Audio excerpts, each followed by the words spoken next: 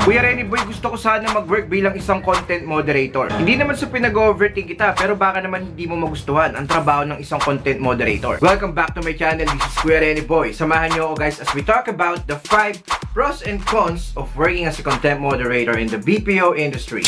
Well, a lot of people are saying that content moderator is my dream job. Pero sa video na to, pag-uusapan natin kung para sa'yo ba talaga ang pagtatrabaho bilang isang content moderator or baka naman hindi nararapat yan sa'yo. Papaliwanag ko sa inyo sa video na to kung ano nga ba yung mga dark side at saka yung mga positive side sa pagtatrabaho sa ganitong uri ng account. Tandaan mo, kung walang naniniwala sa'yo, si Kuya Renny Boy, naniniwala ako na makakapasa ka dyan sa call center company na ina-applyan mo. Libo-libo na nakapasa and hopefully ikaw na ang susunod. Kaya kung bago ka lang dito at gusto mo rin ng mga ganitong uri ng content, don't forget to like this video at i-click yung subscribe button at yung notification bell para updated ka pa sa mga paparating kong video. Before we start guys, shoutout sa nanalo ng 500 Gcash na nakaraang video natin. Kung gusto mo rin manalo, comment lang sa baba kung gaano kapogi si Kuya Renny Boy. Without further ado, let's get started. Thank you for calling customer service.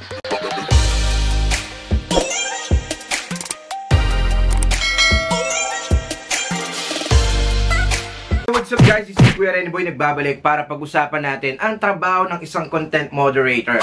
Survey muna tayo guys, okay? Comment sa baba, sino ba dito yung hindi masyadong sensitive pag nakakakita sila ng mga patayan, mga madugo, mga mahahalay sa social media? Comment down sa baba. Sino dito yung mga hindi bumabaliktad yung sikmura kapag nakakita sila ng sagasaan, sinaksak, namatay, tumalon sa building, yung hindi malang nakakaramdam ng konting taas ng balahibo pag nakakakita sila ng mga ganyang content. So ano nga ba yung content moderator? Content moderator guys, from the word itself, medyo self-explanatory na to kasi nga minomoderate mo yung mga content na lumalabas sa social media, sa internet. It is a battle of keeping the internet safe sa mga harassment, violence, or hindi dapat nakikita ng mga taong sensitive. Sa mga posts, images, videos na maaaring makaapekto emotionally and mentally sa ibang tao. So bilang isang content moderator, trabaho mo po na linisin yan sa internet para hindi yan makita ng mga tao na medyo may trauma, mayroong phobia, medyo sensitive sa mga ganitong bagay.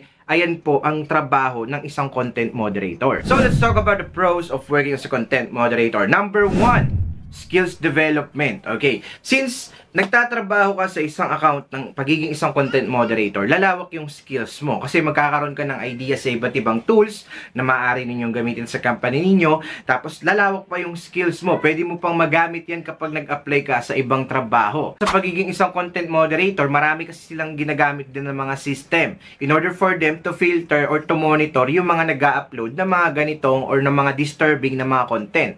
Kapag tatrabaho po sa isang content moderator job ay maaaring maging skills. Number 2, various experience. Since meron ka nang idea sa pagiging isang content moderator, ma-expose ka sa ganitong larangan. Kumbaga, lalawak yung experience mo. Since sa BPO industry ka nag-work, magkakaroon ka ng matibay na pundasyon. Kumbaga, pag nag-apply ka sa ibang company, pwede mong ibida yung trabaho mo bilang isang content moderator. Lalong-lalo na kung gusto mo mag-freelance. Meron ka ng idea, kahit magtrabaho ka sa kanila, kayang-kaya mo na ang trabaho ng isang pagiging content moderator. Number 3, flexibility. Kasi magiging flexible ka talaga guys sa trabaho na to kapag inopera ka ng ganito tapos tinanggap mo, napaka-flexible mo. Kanina guys, nagpa-survey ako kung ikaw ba ay hindi naman masyadong sensitive, hindi tumatayo yung balahibo mo sa mga ganitong uri ng content, yung may mga harassment, patayan, sa mga lumalabas yung utak na sagasaan, pwede ka sa trabaho na to. Okay? Kasi maraming tao nagsasabi na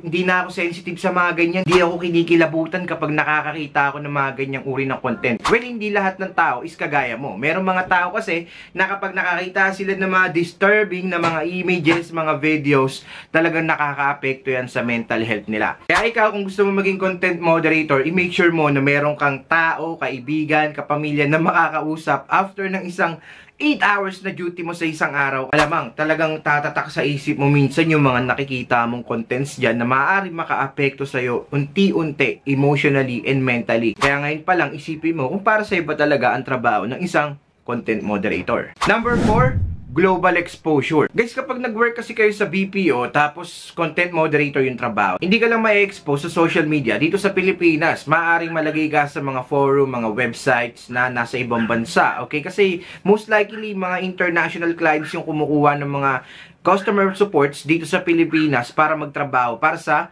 company nila. Since global exposure yan, magandang pundasyon din yan na pwede mo mailagay or maibida sa resume mo pag nag-apply ka na sa ibang trabaho na naranasan mo maging content moderator sa ganitong website, sa ganitong forum, sa ganitong link. Grabe, yung may tutulong nito sa'yo bilang isang empleyado na gustong lumawak yung experience pagdating sa BPO industry. Number 5, contribution to safety. Nabanggit ko nga kanina guys, this is a battle of keeping the internet safe. So nakakatulong ka sa community, sa internet na maging safe to. Especially sa mga bata, sa mga tao na nakakakita na may problema sa kanilang mental health, mga taong naka-experience ng abuse, na may mga trauma. Yan, makakatulong ka sa kanila na para hindi ma-trigger yung mga utak nila na makakita ng mga ganitong uri ng content. Okay? So ito yung trabaho mo, nakakatulong ka sa mga tao na yan. Okay? So yun po yung mga pros kapag nag-work ka bilang isang content moderator. So pag-usapan naman natin yung mga cons. Okay? Yung mga disadvantages kapag na-expose ka sa ganitong uri ng trabaho. Grabe, number 1 na maapektuhan talaga is yung emotions mo, yung feelings mo. Okay, lalong-lalo na kung meron kang experience before ng abuse, lalong-lalo na kung nakaka-relate ka sa mga violence, sa ganitong trauma, na-experience mo rin yung nakita mo sa content, talagang madadamage ka, literally. And dahil nga pwedeng magkosto ng emotional stress or ng burnout, talagang mahihirapan kang mag-adjust sa trabaho mo. So ngayon pa lang mapapaisip ka na, gusto ko ba talaga yung trabaho na to o baka mamaya napasubo lang ako. Number 2, repetitive nature. Okay, since content moderation lang yung gagawin mo, makakaramdam ka na parang monotonous, parang paulit-ulit lang yung ginagawa mo.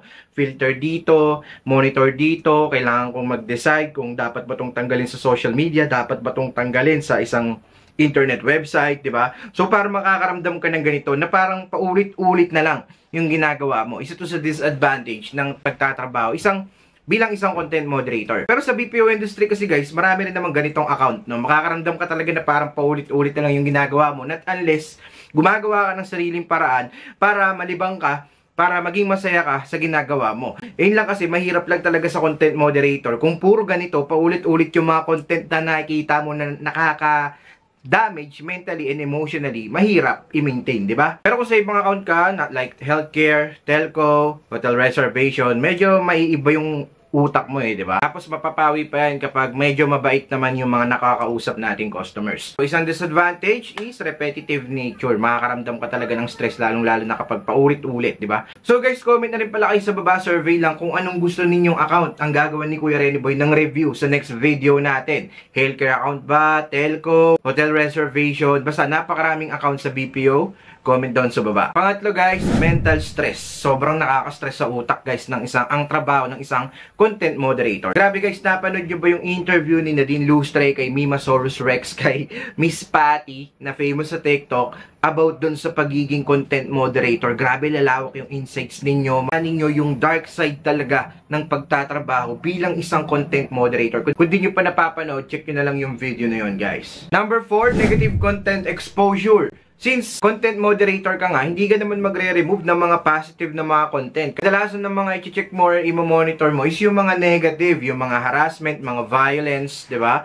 May mga human trafficking. Di ba? Sobrang hirap niyan, guys. May mga rape victim. May-expose ka sa mga ganyan. So, nakaka-stress talaga yan, bro. Sa trabaho talaga ng content moderator, hindi pwede dito yung mga mahina yung bituka, hindi pwede yung mga maihinang nilalang. Imagine guys, naka-duty ka sa trabaho mo, 8 hours a day, 9 hours a day, 5 times a week, tapos eto lang yung palagi mong nakikita. Talagang expose ka sa mga negative contents na yan. So since sumabot ka na sa part ng video na to, gusto ko ring malaman kung talaga bang desidido ka pa rin na makuha ang trabaho ng isang content moderator. And last but not the least, pressure to perform. Guys, kapag nag-work kayo sa BPO industry, normal lang yung pressure. Kasi may mga mandatory changes, may mga biglaang updates na kailangan mo rin makasabay. So, sa content moderator job, medyo mahirap din. Kasi kailangan mong i-balance yung pabago-bagong updates, okay, sa mga community guidelines, sa mga i-follow yung rules, kung ano ba yung dapat tanggalin sa internet, at ano ba yung pwedeng matira. Nagkakaroon lang rin naman talaga ng mga pressure kapag yun. Minsan kasi may mga quota, minsan, ang hirap mag-decide ng mabilis kung dapat ko na ba itong tanggalin sa internet kasi baka mamaya magreklamo yung uploader. So, disclaimer pa din, kung ikaw matibay naman yung sikmura mo at kaya mong i-handle yung mga ganitong uri ng trabaho,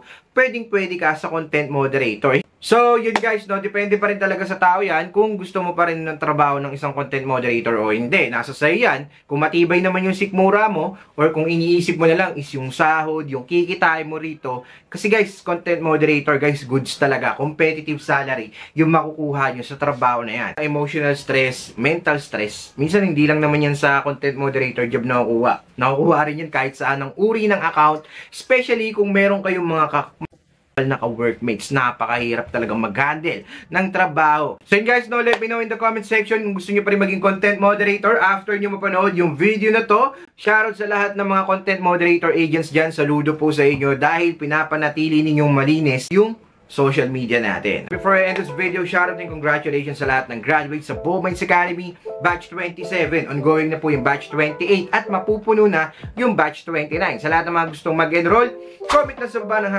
#scholar at i-PM nyo ako sa Facebook page ko, Kuya Renny Boy Official. Libo-libo na ang na-hire at nakapasa sa call center dahil sa 1-month call center training natin, and hopefully ikaw na ang susunod. 1-month call center training yan na online lang, kaya kahit OFW, ang dami na namin na pauwi at naging call center agent na. Para to sa lahat, sa mga walang experience, hindi magaling mag-English, kasi meron tayong ESL para maboost yung English communication skills ninyo, makatanggap ka pa ng e-certificate at job assistance guarantee. Kaya ano pang inaantay ninyo, mag-enroll na kayo sa ating 1-month call center training. See you sa next video. Shoutout sa lahat na nagpapashoutout dyan. God bless us all.